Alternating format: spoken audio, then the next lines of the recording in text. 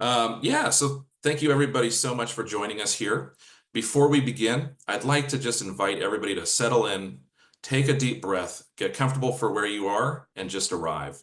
I thought it would be nice to open the session today with a poem. So maybe take a moment and look out your window or feel your feet on the ground. In the woods above Issaquah, near a gray farmhouse, we pick wild plums in the rain. Another day on Sock Mountain, we lie in a meadow.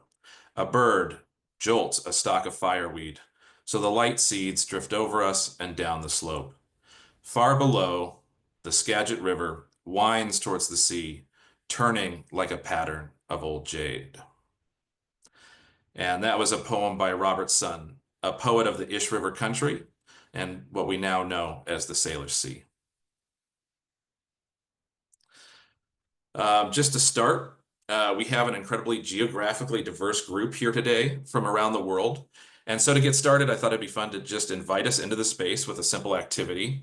We all know how to introduce ourselves by city, county, state, or province, our mailing address. But instead, I'd love for people to introduce themselves in the chat using their bioregional address. So rather than nation state identities, just bioregional bioregionalism invites us to reimagine that framework. So what if instead of using arbitrary lines, we located ourselves by watershed, ecosystem, or bioregion? What if instead of drawing lines based on political boundaries, we described where we live by the flows of water, the soil beneath our feet, or the forests that shape our home places? This is the idea of a bioregional address. This was shared by Peter Berg in the 1970s, one of the movement's founders. He described his bioregional address like this. I live in the Ilis Creek watershed of the San Francisco Bay estuary of the Shasta bioregion of the North Pacific Rim in the planetary biosphere. Poet Gary Snyder, in return, offered his own. On the west, he lived in the western slope of the northern Sierra Nevada in the Yuba River watershed in a community of black oak, incense cedar, madrone, Douglas fir, and ponderosa pine. These bioregional addresses root us in lived relationship. So take a moment and reflect. Where do you live? What watershed are you in? What surrounds you? And what bioregion are you a part of? When you think you have an answer, add it to your name or share it in the chat so others can see where you're joining us from. If you're not familiar with my work, my name is Brandon Letzinger. I'm the Executive Director of the Department of Bioregion, a 501c3 nonprofit organization, and a co-administrator with Claire Atwell of Regenerate Cascadia, a program to create the conditions for a regenerative culture and movement to thrive here in the Cascadia bioregion. You can learn more by going to regeneratecascadia.org, or you can connect via LinkedIn or email me anytime at brandon@regeneratecascadia.org. My claim to expertise is the same as each of you, no more, no less. We are all experts at our own lived experiences of the places we live and the futures we are trying to build. And we are all learning together how to get there. If you're not familiar with the Department of Bioregion or other work, I've been doing this for about two decades. I founded an organization originally called Cascadia Now in 2005, a group and social movement I ran for more than 12 years before stepping away in 2017. Currently, the Department of Bioregion, which we launched in 2019, has been kind of growing a social movement, and really we wanted it to really explore what are the bioregions of the world, what are the bioregional movements, and who's out there actually doing this work. And so rather than just here in Cascadia, it really is about opening up this larger lens into bioregionalism. And it's one reason why I'm so excited to see everybody here today is that bioregionalism really is having this moment. And there are so many people around the world at this time looking for true alternatives and really ready to step up. And so that's really exciting to see. Just to share my own personal bioregional address, I grew up here in a house in Wallingford in Seattle. This is on the unceded lands of the Duwamish people. They live in the Duwamish River Valley, and for whom Seattle takes its name, and yet they are a federally unrecognized tribe, which means they receive no federal benefits, recognition. They do not have a reservation or any land, and they've never been compensated, even though Seattle's one of the wealthiest cities and has taken that name. More than that, though, I live in the Cedar River watershed in the Salish Sea, which is also part of the Cascadia bioregion and on continent Earth. So just to talk again a little bit about some of the basics, really what we're looking at is, what is bioregional mapping? What is a bioregion?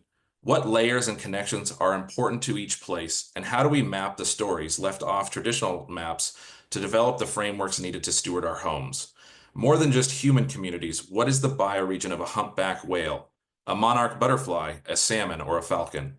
Not just to survive, but rather the web of interconnections in which every creature can thrive. Welcome to this first 3-week segment of our 6-week workshop series, Exploring Bioregional Mapping. And together we'll be kind of looking at these different questions, and I'm looking forward to collaborating with each of you as we begin to map some of these answers. Each week we'll meet here with the same Zoom link. It doesn't change. Each presentation will be a mixture of activities, discussions, presentations, and sharebacks. This session is being recorded, and we will upload it to the Regenerate Cascadia YouTube channel, but then we will also add it into the design school as part of the Bioregional Mapping Guild workspace, where you'll be able to visit it anytime. For those familiar with Zoom, please keep your mic muted unless you're actively speaking. After the presentation, feel free to raise your hand, or at any time drop a question in the chat. Hopefully someone here can be able to answer. I can't really see the chat while we're talking, but I hope it's fruitful and great. I'd also like to introduce others who are here with me. Claire Atwell is my co-administrator of Regenerate Cascadia. I see many other familiar faces. And I'd also like to introduce Anna Burtmark, who is here today to help as technical support, and also who's been helping develop some of these materials and programming. So thank you, and I'm really grateful to each of you for joining me here today. Just so you're familiar, this course is being offered as part of How to Organize Your Bioregion, the learning journey in the design school for regenerating Earth. And a huge thank you also to Joe and Penny for providing the space and this online platform for this workshop. It's really amazing. And I think one of the things I love about this learning journey is anybody can step up with an offering. So if you have a skill, a tool, or knowledge you want to share, get in touch with them and set up a time, and they'll set up a workspace. They'll, create space for a workshop around what you're passionate about too. So I just really appreciate that. So a big thank you there. If you're not familiar, I just wanted to also point out, or if you're new to this, you can find these recordings or resources anytime in the bioregional mapping area of the Design School for Regenerating Earth. And after every session, we will upload these here. And then in addition, I've added a whole host of different reading materials, both of my own writings, but also different articles that I think really do a good job of summing up bioregional mapping. You can read these at your own leisure, you can ignore them, but I've really tried to create as much information there as I can for people who would like to just really dive deep. Each week, I'll add a new session. So this one was Introduction to Bioregional Mapping. Next week, I'll add the session on what is a bioregion. Yeah, so just in terms of the course structure and what to expect, I think I've already kind of talked a little bit about this introduction, but one thing I do really want to touch on is that this really is meant to be a little bit more hands-on while I am presenting. I would love to work with individuals or groups who want to take that next step and really start to map their bioregions or the places that they're living. It doesn't even have to be a bioregion, really looking at those bioregional frameworks. So after the third session, we will take a short break, but part of this will be an activity where if you're interested in having a shapefile developed for your team or for your area, in that resource area or sometime during this week, fill out this card for the name of your team or where you're at, and then I'll be working to connect you with this GIS mapper, Michael Trope, who's going to help each of these groups actually develop your shape files, which you can use in Esri or other online systems to start to really blend in and bring in layers of information that might be important for you. So that's one thing that I'm really excited about trying to offer, and we're just going to see how that works. And it's going to be a learning experience for all of us. One other thing I just want to touch on before we start is just a note on kind of community agreements and attribution, that this work that I'm sharing with you in this course comes from a lineage. It's not something that I just created or pulled out of the blue. Rather, it's rooted in generations of Indigenous leaders, place-based organizers, bioregionalists, and community educators and artists who've developed these tools in service to their land and cultures. You are welcome to share anything I've created, but please do not share the work of other participants outside of this class without their consent. Especially when working with Indigenous communities or bioregional knowledge holders, consent and attribution are really important. These communities can and have been exploited, and being able to trace who taught you, who invited you into this work is part of building a trust-based system. So when that attribution is missing, that's often when co-option or profit can step in. So in a regenerative culture, we're not here to scrape data. We're here to build relationships, honor our independence, and really stand in support of those doing the work.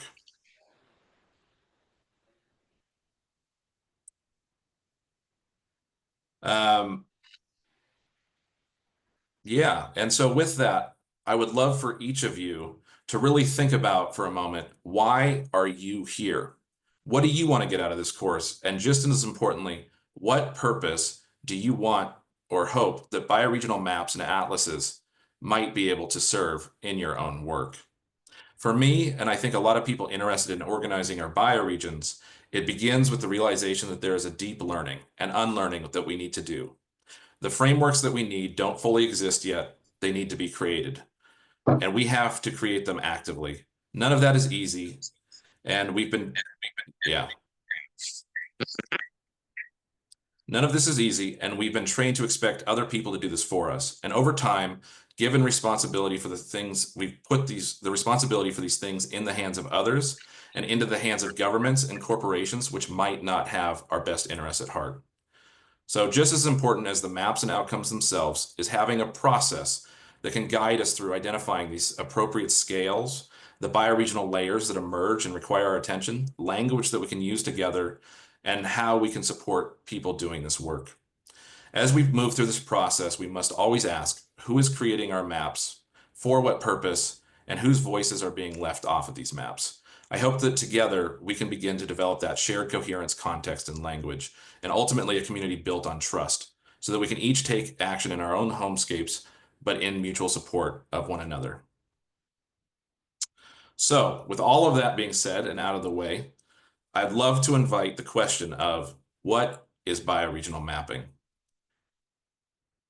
Just to start, I would just say that bioregional mapping is a community and participatory process that creates maps that combine ecological and physical information with social and cultural knowledge within a given place, as defined by those living there or the communities most impacted. It is both a tradition that dates back thousands of years, inspired by countless forms of indigenous mapping, and also that has emerged as a direct and modern response to the erasure of local cultures in the face of current ecological, economic, and social crisis. Whereas mainstream mapping depends on expert cartographers, bioregional mapping is done by ordinary citizens who rediscover local places through their map-making explorations. Peter Berg describes this most simply as, who am I, where am I, and what am I going to do about it? Beyond a map on a screen or lines on a paper, bioregional maps can be stories told around a campfire, sung, danced, quilted, painted, posted, or however best communicates the purpose that participants want to communicate. One important feature is that bioregional maps are often also concerned with time, stories of the past, things that people find important to share, or groups that are making a difference today. And lastly, mapping regenerative and sustainable futures that we want to see. From these communities From these community maps, we can create roadmaps to ideas that might not have existed before with tangible steps for how to get there. Bioregional mapping tends to be concerned with everything that current mapping is not. Everything left off of Google Maps or in between the road maps of interstates, gas stations, and fast food restaurants.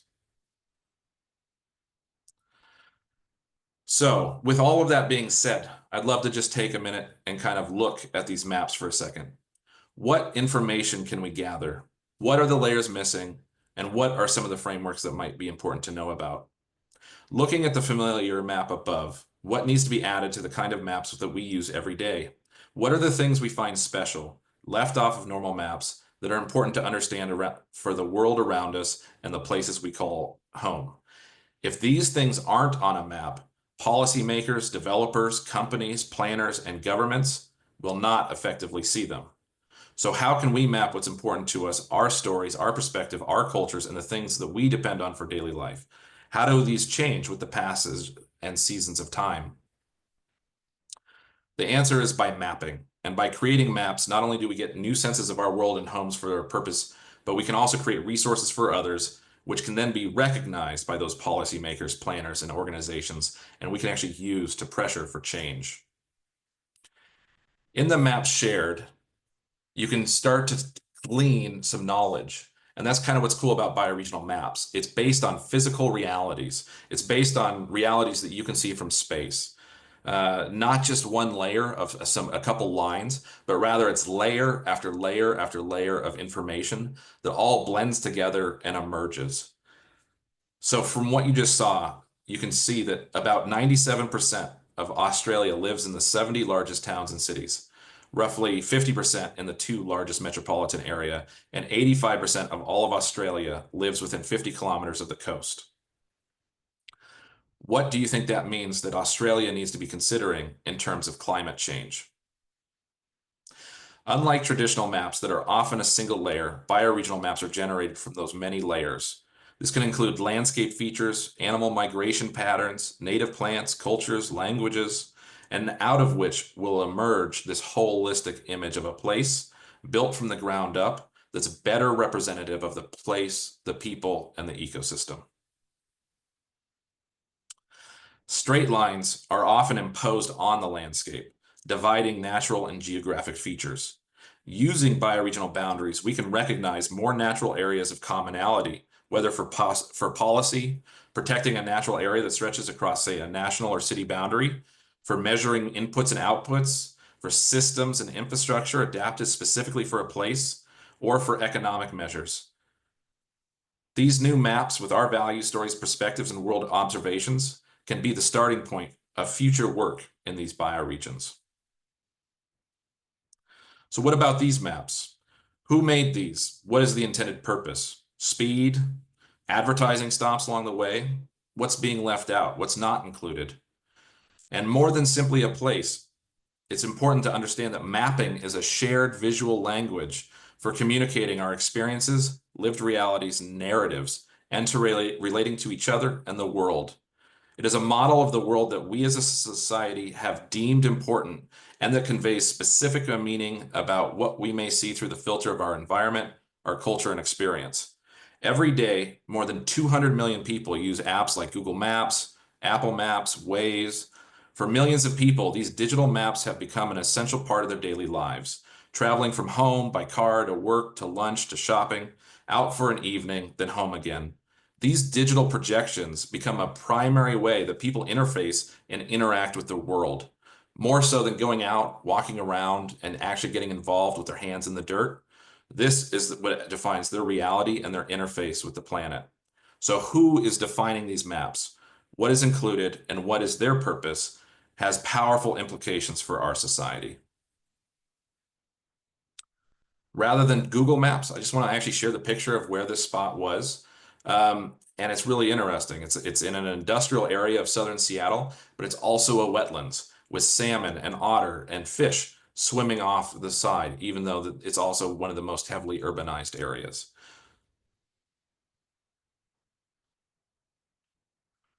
So today, maps have predominantly become a tool reserved for and used by governments and economic entities as a projection for their own interest. These mapping ecosystems define our interaction and perception of space, reinforce ease of use, and move as quickly as we can from one pathway to another, never pausing to immerse ourselves in the places in between. Though we have more information than ever before at our fingertips, we are losing the ability to prioritize and share information in a meaningful way with each other than just abstract forms of data compiled in new and interesting ways.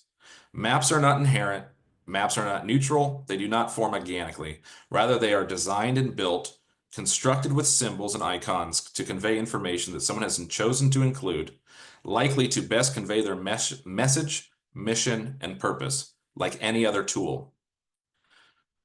By controlling the maps we use and interact with, these maps become projections of space and power as determined by their goals and outcomes. Communities, ecosystems, and environments are divided into new grids of reality, and frequent on these maps are lines of pavement, buildings of concrete, corporate and government-sponsored entities, and randomly drawn straight lines to demarcate nation states slipping from one imagined entity to another. And in this process, we have handed over the ability and responsibility to create maps. The result is that we have more access to maps, we have lost our ability to conceptualize and relate to the spaces around us, prioritize the information important, and get to control what goes onto our maps, where our own personal and community information goes, and less connection than ever before to the things that truly matter in a space. What is missing from these digital views of the world? All the things that define a living experience. So why does this matter? This matters because modern culture is incredibly transient. In Seattle, for example, fewer than 30% of the people here are originally from Seattle. More than half were born in another state. And yet, people are moving here for a reason. They love it, the place, the culture, and yet many people can be hesitant for how to get involved.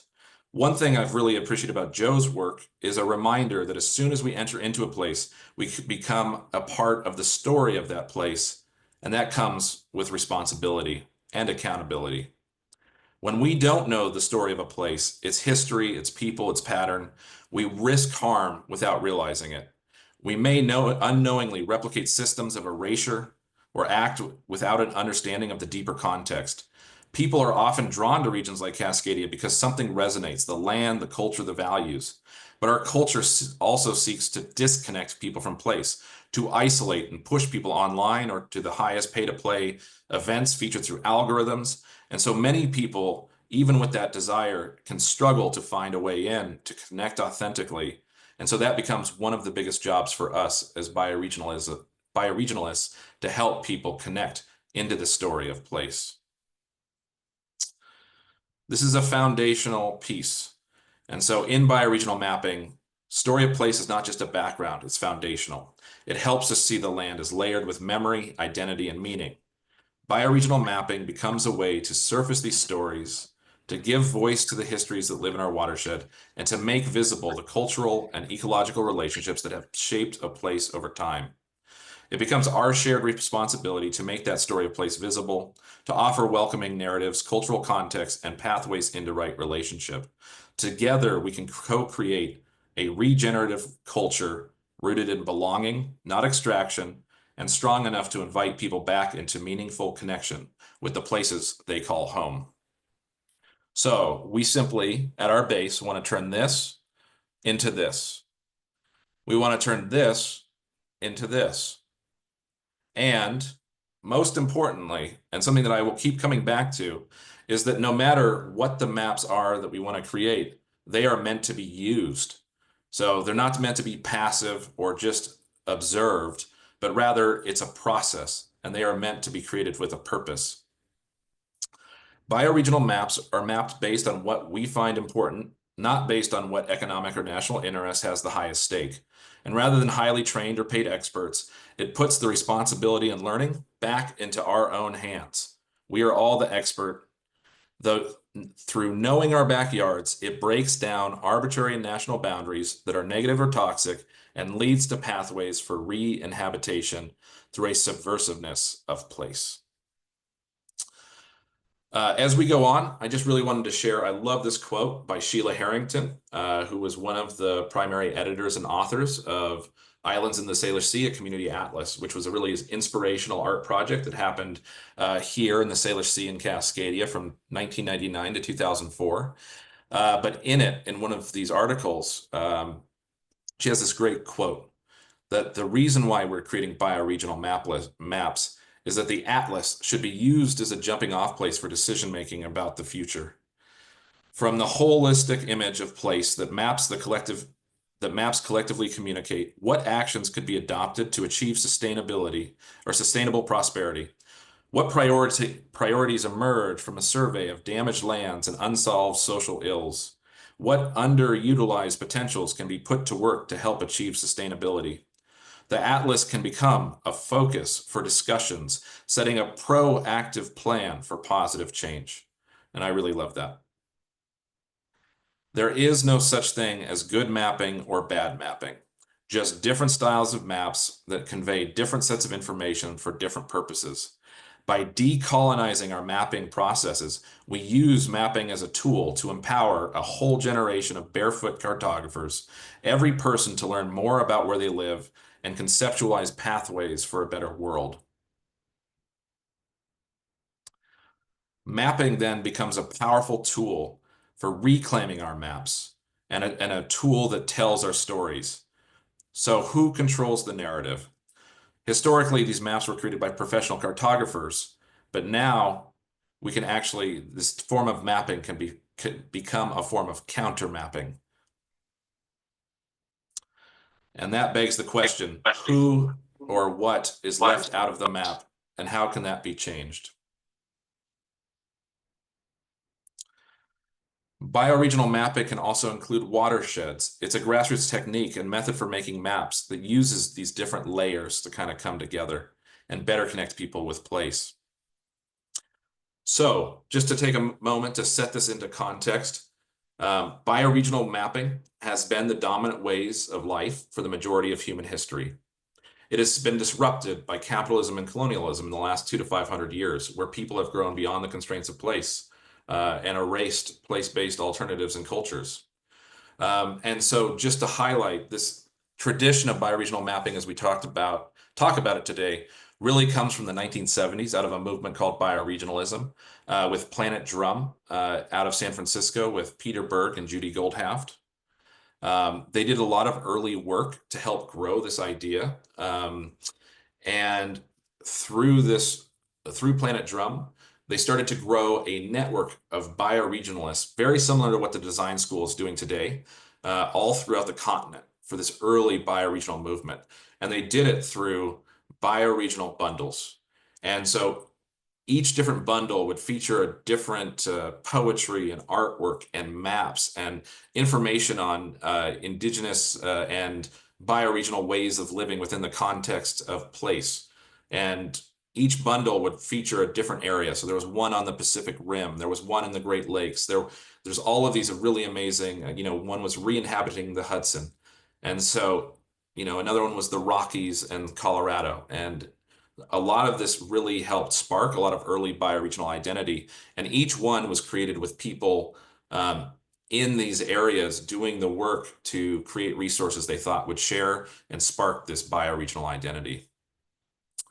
From this tradition also started to grow through a whole concept of bioregional congresses, working with David Hankey with the first bioregional congresses in the Ozarks, I think in 1979, and then the first continental bioregional congresses in 1984.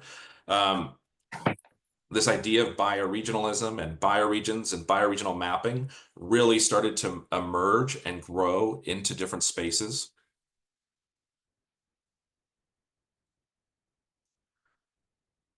Here in Cascadia, this was also deeply rooted in Indigenous mapping and specifically in different First Nations employing bioregional mapping tools, GIS, and creating bioregional atlases as part of Supreme Court cases in Canada to assert their sovereignty over their traditional territories.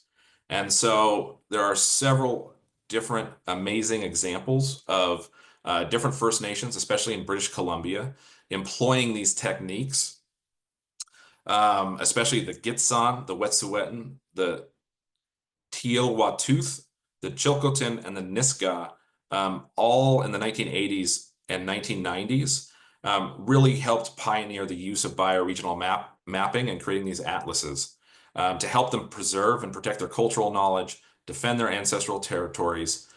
And what was really cool about this is to create this, they started by using oral histories, seasonal harvesting routes, traditional native place names, traditional ecological knowledge, all layered with and emerging with some of the first indigenous owned GIS and cartography tools and services, and creating some of these first bioregional atlases that would be layer after layer of information that then actually got used in court cases.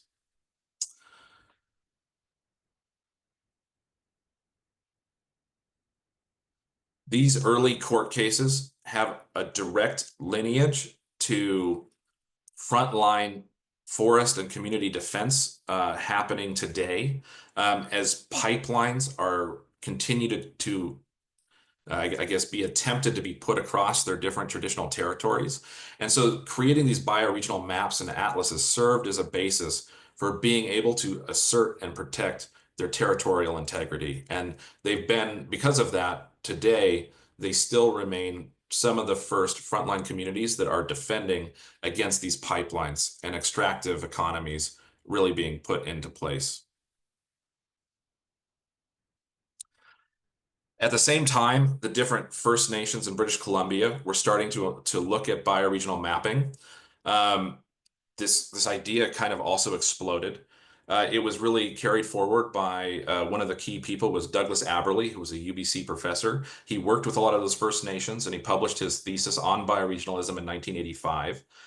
He then became a professor at the University of British Columbia in the early 90s, and then went and started to do bioregional mapping workshops, worked with Peter Berg, and then started to actually develop handbooks and workshops for giving the land a voice and helping people create bioregional maps.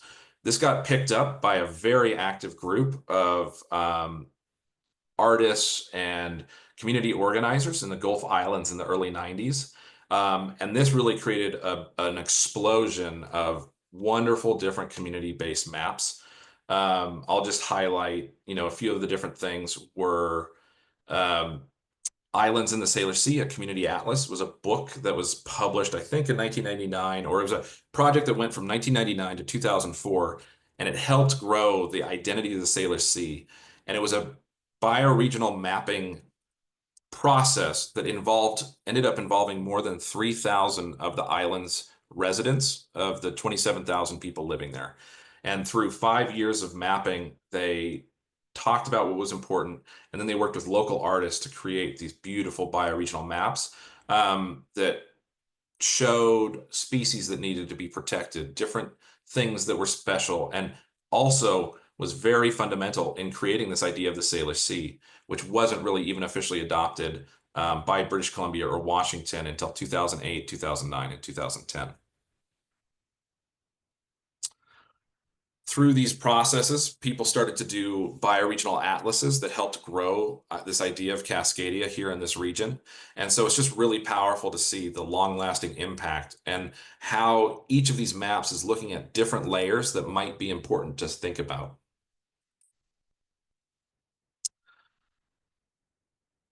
And with that, I think I might take a pause and actually shift us over into breakout groups. I'd love to take a little bit of time just for some thoughts and for some thinking, but then I would love us to actually just get into small groups for a little bit to discuss why are you here? How would these bioregional maps help your work? And who is the audience that you would want to create them for? This week, I would invite you that if you or a group would like a shapefile, please do fill out the workgroup info before the next week. This can be found in the introduction to bioregional mapping area, of the design school. And take your time. It's not a big pressure thing. We're just trying to even have an idea of who's interested so that we can kind of plan ahead of time. Yeah, like kind of what we should be doing. And In conclusion, let's make maps. And with that, I'm going to stop my screen share.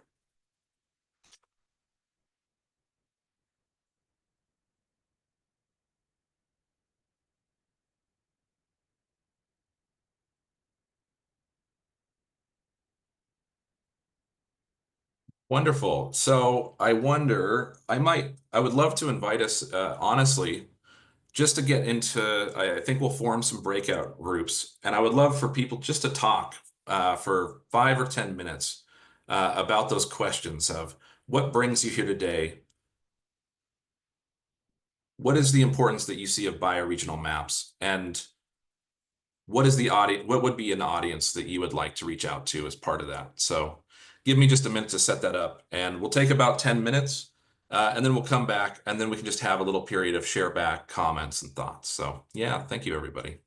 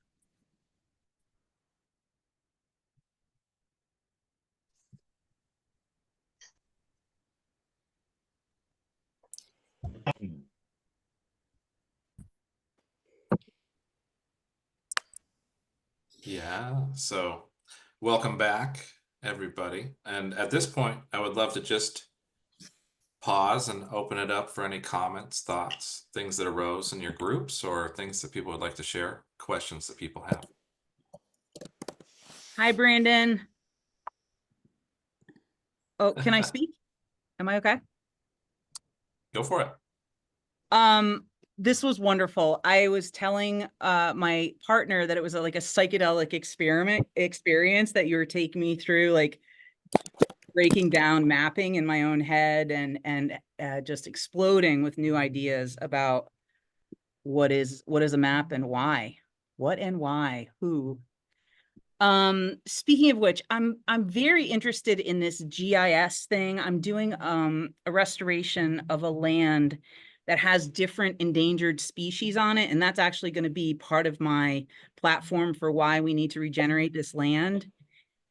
Do you think that I should apply to be a part of that program and we could work on that? I don't know how to use the thing that you're offering to us. I was wondering if you could talk about that a little bit more. Yeah, absolutely. And I think, like a big part of this is just, I think we'll talk about the basics in this session. And then what I'm trying to line up is honestly, I would like to actually get some guest presenters in here to specifically talk about GIS. And I'd like them to kind of give a walkthrough of Esri or other tools of like, and to show different examples, different types of maps, story maps, interactive layer maps. And I think that there's a beautiful balance between like the maps that I was sharing, but also uh yeah, the role of like art and hand drawn and the community process that brings people together, and then creating interactive and online layers of data that actually become useful.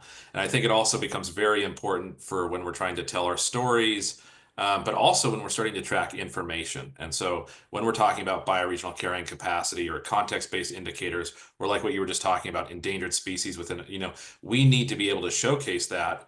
And once we have that information, we can take it to policymakers and planners, or to funders, or wherever else. And without that, we can't effectively communicate how to protect the places that we live. Yeah, I'm a citizen scientist and I'm doing stuff on the ground. I'm counting turtles, I'm counting birds, that kind of stuff. And that data is like, that's gold. I can go to my state senator and be like, I've seen hundreds of turtle nests right here. And that's the kind of stuff that I want to capture. Like I've already given that information from last year to the university that was doing the project. And now I don't have access to all my data from last year. Anyway, that's what I'm thinking about. And that's another really important thing too that I think you just named, which is who owns the data. And then it's really important that we are creating our own informational commons, so that we all own the data. It's accessible, it's transparent, it's accountable, and that it's serving that ultimate purpose. Yeah. And what's the link to sign up for your introduction to GIS and other things, the tools? Yeah, it doesn't exist yet. So I want to talk. I'm still scheduling with Michael and some other people. And what I would just like to say is that I think we'll do this 3-week thing, but what I will do is he'll connect anybody who signs up, he can work with directly. He's agreed to do that. But I'm trying to figure out a good time that we can set up the second series of presentations. And then even after that, I think what we would like to do is set up just a monthly rotating presentation where we can invite different bioregional mappers and people doing work or people integrating it in their work in universities and as citizen scientists or policymakers, to come and share and give presentations. And so hopefully we'll have a lot more updates just as this goes. And so it's all an emergent process. And Andrew. Thanks, Brandon. Just in terms of our little group, we talked about the who, and Dave said, why am I here? I'm doing this for my wife and my kids, right? Like we need to think about the humans that we love, and to give them the map of where all this wealth and abundance is that we're surrounded by. So I thought that was a beautiful way to reframe it, not just about the things, but about people.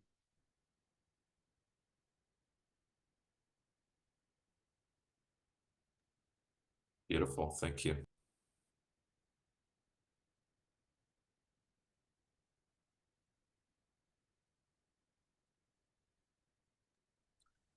Well, I think with that, we are at 10:30. So honestly, I'd love to just open it up, and this is your time. So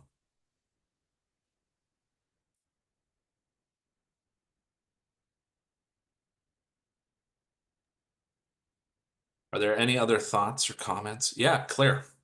Yeah, I just wanted to kind of reflect back what came up in our group, but I think it's just something that that really keeps standing up for me, or standing out for me, is just the things that are easy to that are part of STEM and all of the measurement.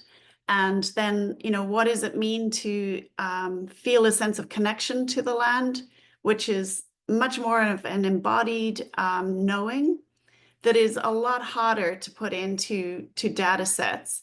And just that when that's actually been not valued in the society, it's so easy to default back to, well, who said, and who gave you permission to do that, as opposed to actually having a sense that, just by being part of that landscape, you belong to it and actually have knowledge that is important to be shared. So just that sense of belonging, the sense of embodied knowledge, that it's not just about the layers of data that can be codified or quantified. So I think that's really wonderful. Thank you, Claire, and all very important. Ka, over to you. I don't know what will come out of me now. I was just inspired. Raise my hand.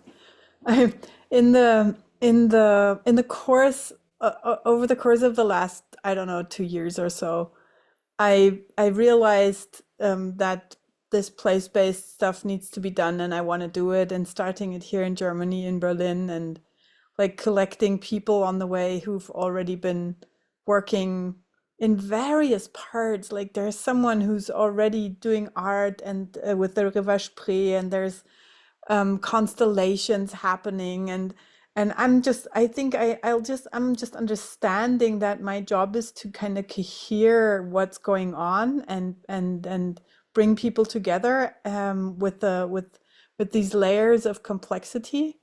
And it's so exciting, and I'm so happy that and grateful that I can do this. And this is really, it's so encouraging to meet all you people here who do this. I'm just so thankful.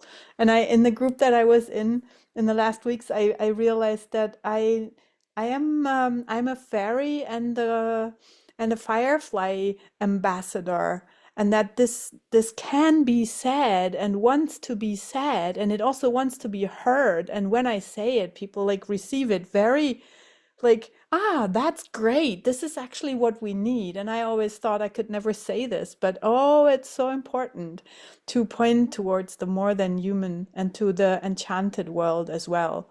And so I am just super thankful. Thank you. It's wonderful. Simon, over to you.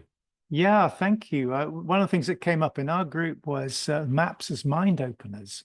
And I think, I want to sort of personally, I want to sort of step back from saying a map, even a bioregional map, should include this, that, or the other. No shoulds at all. Absolutely no shoulds. But opening up things. I used to love lots of different kinds of maps and atlases when I was a kid. And one of the things is geological maps, for example. And geology is it's such an important determinant of everything else, not just river basins, which is the British and most of the world's term for what you call watersheds.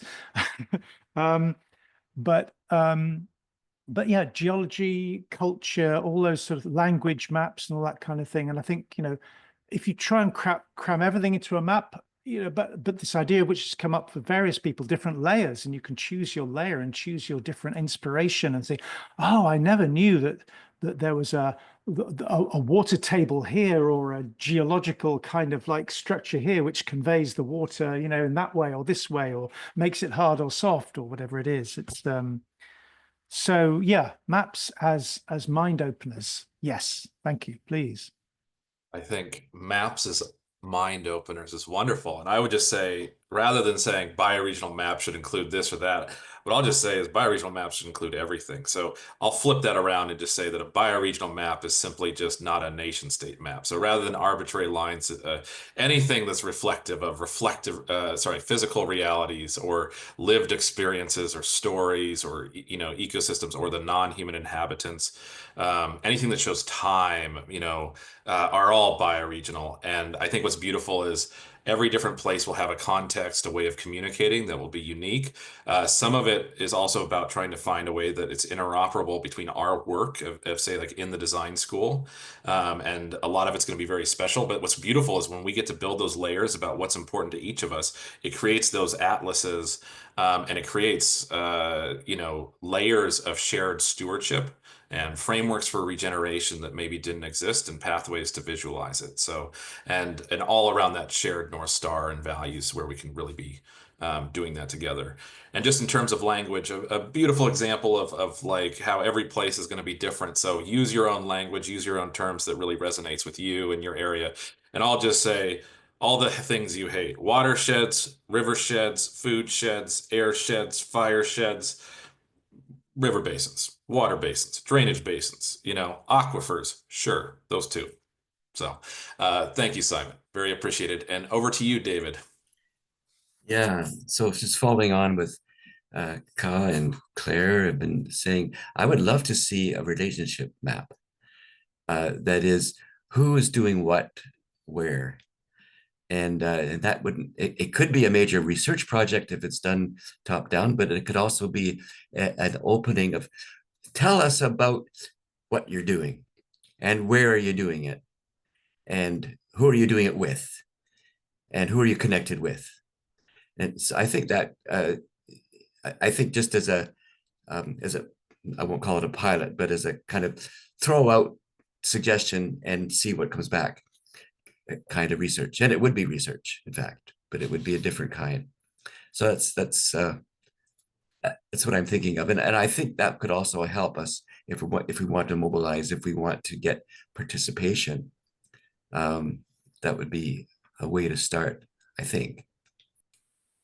It's really wonderful. And I'll just add, I think probably several people in this room can probably add resources and tools that might be really helpful.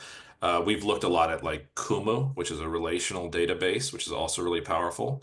And as we talk about relationships, I think what's also beautiful is, yeah, putting them into place or helping people connect by topic or passion of what they're doing can be very powerful. So that's really wonderful. And I think relationship maps, I think asset mapping is another one that could be very important, especially when rooted into place and helping bring people together. And really what you're talking about is inviting people to add themselves to the map. And I think that that's a really wonderful invitation for participation. So thank you, David. And Andrew, over to you. Yeah, thanks, Brandon. Just this is just a really mundane, practical point, but in terms of us forming teams, presumably we need to find each other. So I'm just wondering if you could start a simple Google Doc with names, contact information, and what bioregion you're in, so we can, because presumably we're gonna want to organize our teams by bioregion. So that's a great point. And I won't lie. My hope had actually been to have breakout groups where I think we self-organized a little bit in the session, and then it just felt a little bit too jammed in with the time frame. So I really like that idea that you just recommended. So yeah, I'll talk with Penny. We can pull a list of the people. Yeah, I'll talk with Penny about the best way to do that to make sure there's like consent involved, but then yeah, of course. We can definitely make sure that there's a list so people can find each other. And I just really want to invite, with that in mind, that maybe as people clump together, we can also invite and say, hey, you guys are in the same area. And just if you're interested, all that sign up is it's just a Google Doc, or sorry, a Google slide. And just duplicate a slide, add yourself to it. And maybe a fun way to do it too is if you see somebody in your area, you could add your name or something there and then talk with them to see if you guys want to work together. And I also want to invite people to do it as a self-exploration. So if it's just you in a place, that's also okay, and we can go through the nested scales and whatever. But I do also I would love to invite people to really come together in informal groups, or if you're already working with a group, with the idea that as we're talking about bioregional mapping, what we're really talking about is the first step in a process that's going to help us towards creating these bioregional organizing teams and regeneration strategies. In a broader context, also funding ecosystems, that Joe is playing a very important role in helping catalyze. You get other people like Samantha Powers and the BioFi project, and everybody's trying to create this little bit of a shared framework. And so I'm also just trying to lean into that to also get people starting to think about that, so that we're all talking in the same language, even from the start. So with that, Daniel, over to you. Yeah, one of the things that's just really catching fire from today's session is the ways in which maps, both having sort of a gradient for participation, having the pieces that get the public curious and kindle like, okay, this is a different way of looking at where I live, into the works that are more like, okay, here's how we actually get down to the work, here's where we play, here's how we gather, those kind of pieces, and giving people that increasing menu of ideas around how to engage with one another and engage in the work. And so I just really wanted to appreciate that. And like, I'm on fire with like, here's 50 different maps we should be making in the different area. But the other part is seeing it as it's like a campsite, that like, it's rather than the static thing, it's the artifact that is a part of a process, and this kind of the recording of that process, and really loving that. It's sort of the the track of engagement rather than the thing you hang on your wall. And so yeah, wanted to share those. I think that that's really wonderful. And you're touching on something really cool too. And I think something that's important to realize, that these resources oftentimes do not passively exist. So we have to create them actively. And where you live, the Fraser Lowlands, I think, is a beautiful example in the Salish Sea, in that the Salish Sea is a binational area where you have Canada to the north, the United States to the south. They use different measurement systems, different databases, different language and terminologies. And it's actually a lot of work to go in there and try to reconcile all that. And that is what citizen scientists and students at universities and everywhere are doing.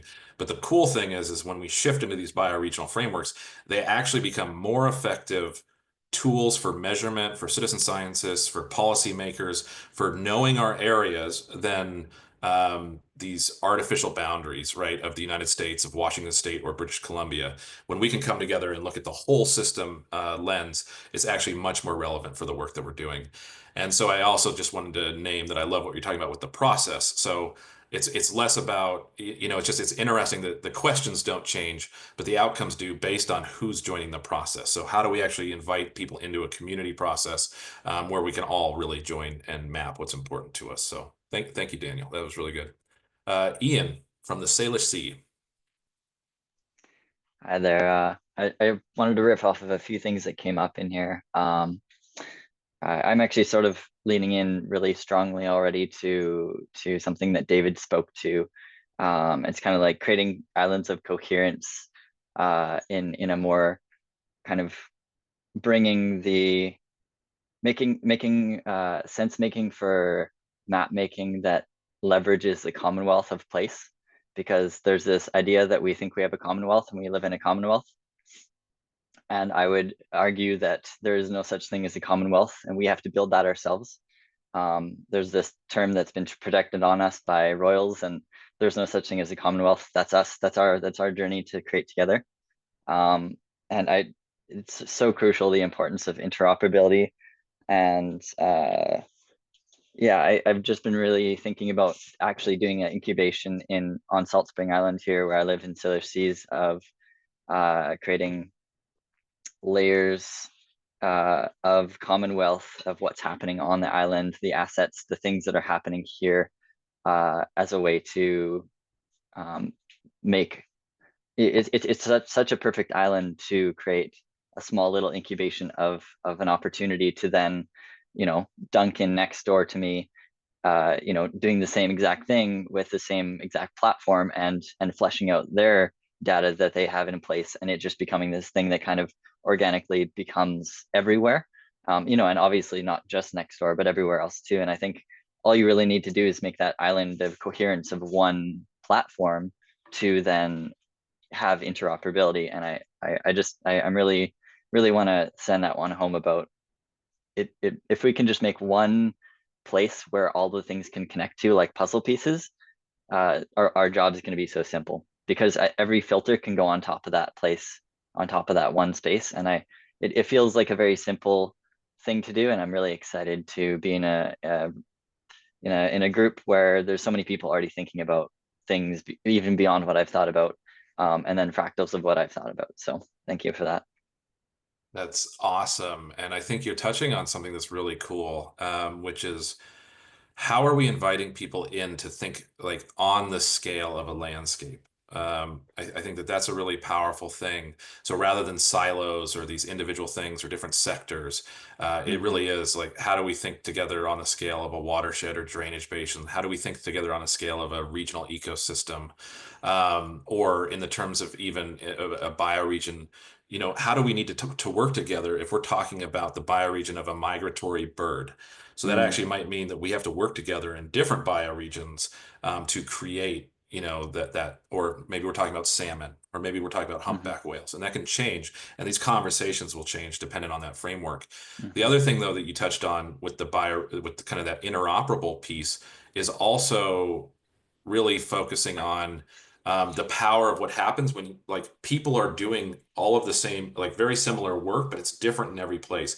And the power is exponential when you get these people who've been coming together and doing this work for decades in all of these different areas, and now they're working together and they're talking together and their work is being visualized and now they're connected. And now we can support all of them together rather than different buckets or in isolated silos. So thank you. That was really nice. Jeff, over to you. Thanks. Hi, Brandon, and everyone. I'm loving this conversation and all the different vectors and depths that the ideas being shared give.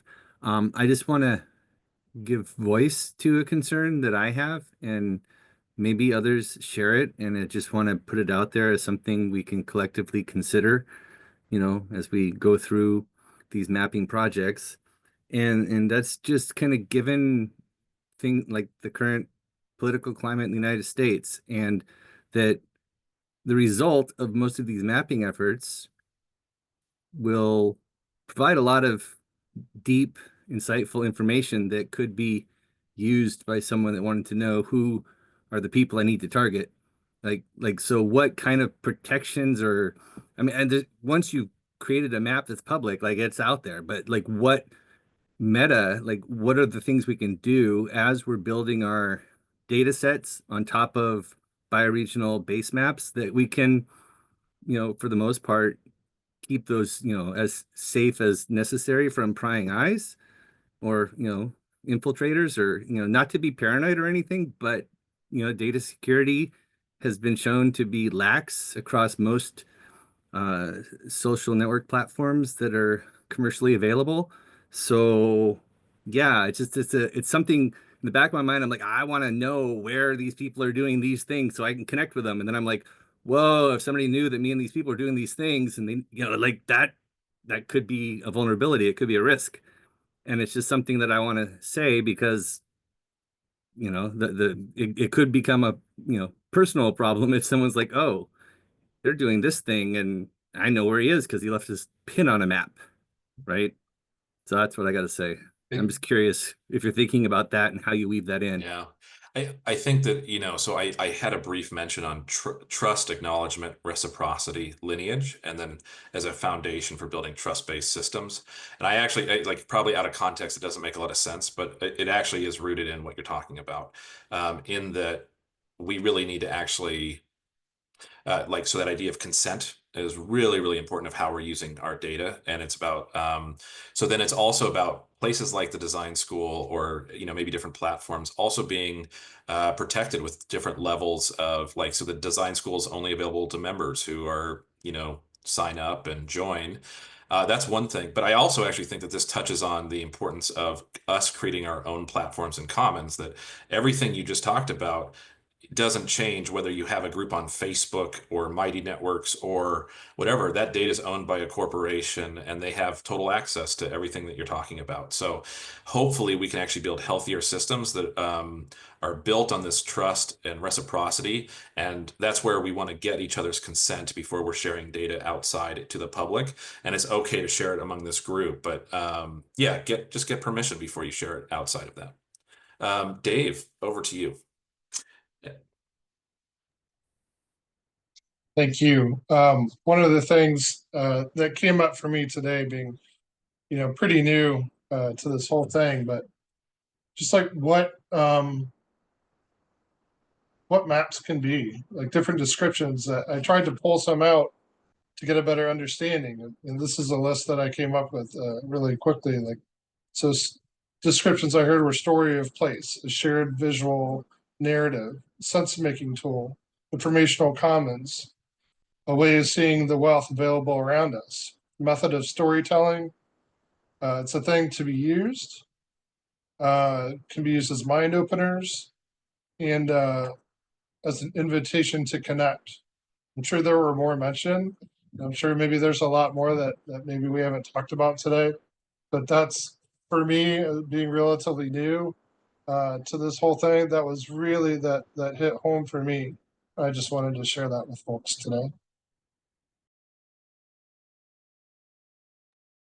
That's really amazing. Thank you, Dave. And I also just see in the chat someone's talking about Hilo, and yeah, Hilo is an amazing tool. It's still under development, but for people who aren't familiar, Hilo is like a social media platform, but it's being curated by a group, I think the Terran Collective, and it is literally being created for bioregional organizers and to really be in line with the principles and to be trust-based and nested scales. So if you haven't checked it out, definitely feel free. And I think there's probably spaces in the design school where you can connect with others who have groups on Hilo. BioFi community has a community on Hilo. And also, Dave, just kind of what you were saying, I would love to invite, so there's a bioregional mapping guild and space in the design school. And please, if you have examples of bioregional maps that you think are really powerful, or story maps or asset maps or whatever you think, or ecosystems, or please share them there, and let's highlight and we can actually discuss what it looks like and what we like about it next week. And then I'm going to go over to Frank, and Frank, you get the last comment, and then I think I'll close us out. So, yeah, over to you, Frank. Hello, everyone. I'm Frank Sanborn. I'm here in the Salish Sea, and I have been working on mapping and doing these things for a while now as part of my, started kind of way back in the day, was part of my federal service, and being able to identify people who were vulnerable after disasters. And Brandon, thank you so much for all the things that you have been talking about, because these are exactly the things that the problem set that I've been trying to solve with, kind of based on our conversation that we had back in October of how do we do a mutual aid guild. And so I just want to say that I think soon here, we're going to be able to have a platform that is decentralized, that is secure, that maintains rights and has a common knowledge base already filled out for us to work from. So I'm actively working on this as an open source project and design, and so that's going to be a gift. And I also wanted to put out there that the story, there's some really great stories about geology and the Ice Age floods that Nick Zinter, who's a geologist at Central Washington University, has put together up on nickzinter.com. It is a great way to do bioregional mapping of the Pacific Northwest and getting in-depth geological information. That community has done an amazing job at doing community mapping and community science projects, and getting the information about that story and how it developed out. Yeah, and I encourage, there's also a wonderful mapping project that lists all of our place names and the Salish Sea through the different northern and southern Lushootseed language. Anyway, I encourage everyone. I'm on Hilo. I'm on, kind of all over the place, and please reach out. And I would love collaborators and everything else. I look forward to connecting up with everyone. So thank you very much. Yeah, Frank, that's amazing. And I would love, I'm sure that there's some other coders and developers, I bet, even on this call. And so please connect with Frank around all of that. And actually, that's really fun about the floods too. The glacial mega floods are such a defining feature. And actually, maybe I'll share a little bit about that when we talk about bioregions next week, because people oftentimes ask, they look at a map of Cascadia and they go, well, that doesn't make sense. Shouldn't it just be west of the mountains or east of the mountains? And the answer is actually that Cascadia is defined through the geology, and it was glaciers, and it was glaciers and flooding and mega floods. And because of that, we actually still have a lot of interconnected systems that lead into everything from the geology to where our food comes from to the different basins and drainage basins and all the rest of it, and then how that affects wildfires and food production and energy, so that when we're really talking about these whole system lenses, it's important to actually take it up to that level, because without that, no one piece will be able to tell that story by itself. So with that, I think I'll just say thank you to everybody, and let me just share my screen one last time. And I also saw that Anna has created a form in the chat thread of Zoom for anybody who would like to sign up as far as like getting hooked in and linked into other people together. So thank you for making that, Anna. And we'll make sure to share that in the design school as well. So this week, just, if your group would like a shapefile reminder to fill out that thing and fill out that form. Yeah, so otherwise, actually, maybe I'll just stop sharing my screen.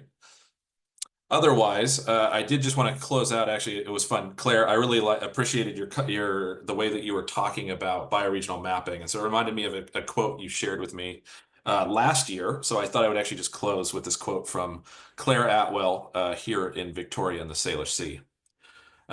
When we locate ourselves in a place, we acknowledge that we are embodied, connected beings. When we don't do that, we suspend ourselves in a space without rooted context, essentially disconnected from the interconnected, interdependent, co-creating cosmos that we have all been a part of since the beginning of time. Locating ourselves in a place connects us to the story of that place, from the geological story through to the ecological and stories of a place. Acknowledging not only the water that sustains us, but also the interconnection of where that water came from and what it belongs to. It is a practice that helps to bring us into right relationships with ourselves and the world we interact with. When we don't acknowledge the things that sustain us, we tend to take them for granted, which allows them to become invisible. That which invisible is not valued and not properly considered. This also cannot be reduced to sentimental words. Love is felt. It loses its power when reduced to words. In that way, engaging in regular practices that reveal the story of place is a great way to maintain a context-rich, grounded perspective. As we accelerate through a world of growing polarization, now more than ever, we need processes that reveal a shared context. When we look at the land we are on as a whole system, it offers the opportunity to acknowledge a shared context, which also allows us to hold some of the complexity needed to navigate some of the wicked problems we face. So with that, while it seems simple, these first steps that a bioregionalist take can be incredibly powerful, revolutionary to some. Most importantly, by helping someone to better know their home, it challenges us to reconceive how we relate to a place, breaks down established mental and physical boundaries, and if done properly, and most importantly, can get someone to care. By taking these first steps, we cease to be American, Canadian, or whatever other nation state you live in, and we become citizens of our neighborhoods, our watersheds, bioregions, and the places that are meaningful to us. So with that, thank you everybody for joining us for our first session, and I hope to see you all next week. So thank you.